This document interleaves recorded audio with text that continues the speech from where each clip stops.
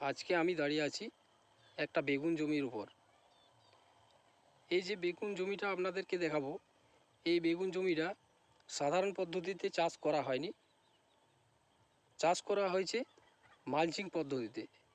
আমি আপনাদেরকে বেগুন জমিটা দেখাচ্ছি।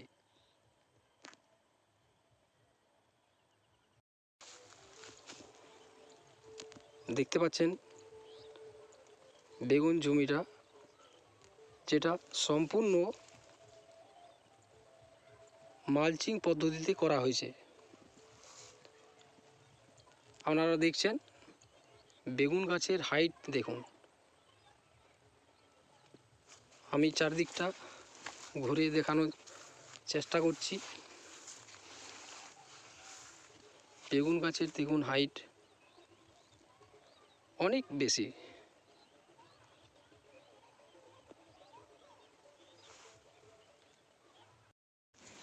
এখানে উপস্থিত আছে জমির মালিক। আমি জমির মালিকের কাছেই যাচ্ছি। আচ্ছা দাদা, আপনার নামটা বলুন। অশোক গড়াই। আপনি যে এই মালচিং পদ্ধতির পুরো জমিটাই করেছেন, এই মালচিং পদ্ধতি এই ব্যাপারটা কোথা থেকে জানলেন? এটা আমি দেবাশিস পারামানিক।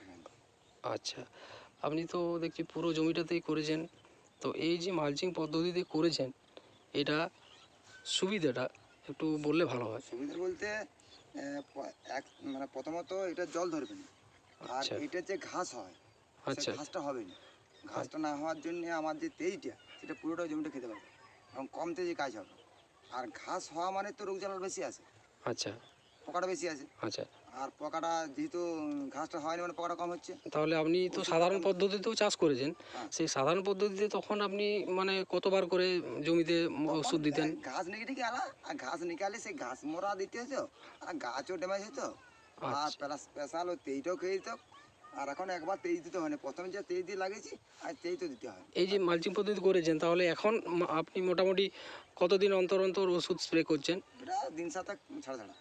এটা আচ্ছা আচ্ছা, পোকা খুব কমই লাগছে। অন্য বছর যখন পোকা আমার যেভাবে লাগে সেভাবে পোকা লাগেনি। আজকে তো দেখছি ড্রাম নিয়ে আছেন, তাহলে আজকে কি স্প্রেই করবেন? আচ্ছা, ধাসার জন্য। হ্যাঁ, এই যে ধাসা আছে জলটা হলে নি, জলের যে শিকড়টা আর কি, আচ্ছা, কিছু গাছ মানে গাছটা অত্যন্ত বড় হওয়ার জন্য হ্যাঁ গাছকে ঝড়ে লড়িয়ে দিচ্ছে আর কি। হ্যাঁ, গাছের হাইট তো দেখছি দুর্দান্ত হয়েছে। হ্যাঁ, প্রায় 1 মাস হাইট হয়ে গেছে আর কি। ঠিক আছে, আপনি ভালো থাকুন, আপনি চাষ ভালো করে যান। দেখুন, আমি আপনাদেরকে সরাসরি চাষির কাছ থেকে, যিনি জমির মালিক, তার সাথে কথা বললাম।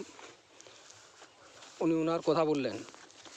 এই যে মালচিং পদ্ধতিতে করা হয়েছে, দেখুন এই যে জমিটাতে দেখতে পাচ্ছেন যে মালচিং শেডটা, সেটার হচ্ছে আপনার কিভাবে দেওয়া হয়েছে। দেখুন, আপনার যে সাদা অংশটা সেটা হচ্ছে উপর দিকে দেওয়া হয়েছে, আর কালোটা নিচ দিকে দেওয়া হয়েছে।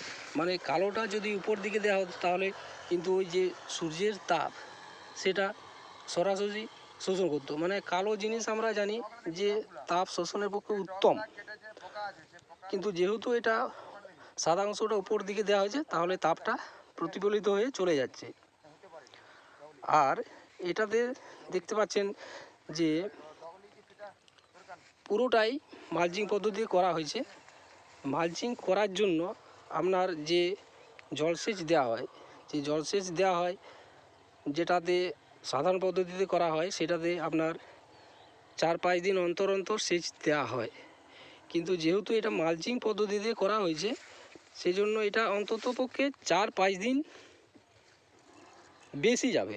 মোটামুটি 10 দিন অন্তর অন্তর সেচ দিলেই চলবে। কারণ এই যে মালচিং, যে পলি মালচিং সিটটা দেওয়া হয়েছে, সেটাতে আপনার যে মাটির যে রস সেটা ইভাপোরেশন হতে দেয় না। মোটামুটি ভিজা আর্দ্রতার ভাবটা রয়ে যায়। আর একটা ব্যাপার হলো যে ঘাস যেহেতু মালচিং পদ্ধতিতে করলে হয় না, যে কোনো রোগ পোকার আশ্রয়স্থল হচ্ছে আগাছা। তাহলে এই আগাছাটা কম হওয়ার জন্য রোগ পোকার আক্রমণটা খুব কম হয়। তো আমি আপনাদেরকে মালচিং পদ্ধতিতে বেগুন চাষ করা ভিডিও করে দেখালাম। আপনাদের যদি কারোর কৃষি পরামর্শ প্রয়োজন হয় আমাকে জানাবেন, আমি যথাসম্ভব সহযোগিতার চেষ্টা করব। নমস্কার।